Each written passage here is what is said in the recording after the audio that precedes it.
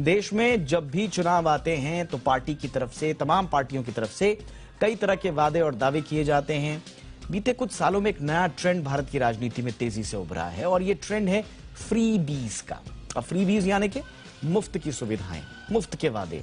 अब चुनाव के दौरान फ्री बीज देने की इस प्रैक्टिस पर सुप्रीम कोर्ट ने सख्त रुख अपनाया है।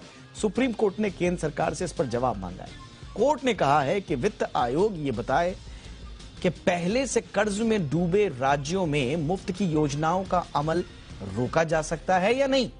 चीफ जस्टिस की अध्यक्षता वाली बेंच ने यह निर्देश उस याचिका पर दिया है जिसमें मुफ्त की चीजें बांटने का वादा करने वाली पार्टियों की मान्यता रद्द करने की मांग उठाई गई है। इस मामले में अगली सुनवाई अब 3 अगस्त को होगी। सुप्रीम कोर्ट के मुख्य न्यायाधीश जस्टिस एन वी रमन्ना ने भी इसे गंभीर विषय माना है। उन्होंने कहा है कि यह बहुत ही संजीदा मसला है, ये वोटर को घूस देने जैसा है। सुप्रीम कोर्ट ने पिछली सुनवाई पर केंद्र सरकार और चुनाव आयोग को नोटिस भी भेजा था, जिस पर कोई ठोस जवाब नहीं मिलने के बाद अब सुप्रीम कोर्ट ने वित्त आयोग से रिपोर्ट तलब की है।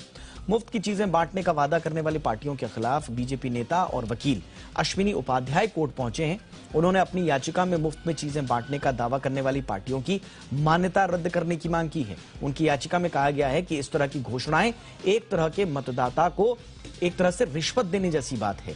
ये न सिर्फ चुनाव में प्रत्याशियों को असमान स्थिति में खड़ा कर देती हैं, बल्कि चुनाव के बाद सरकारी खजाने पर भी गैर जरूरी बोझ पड़ता है।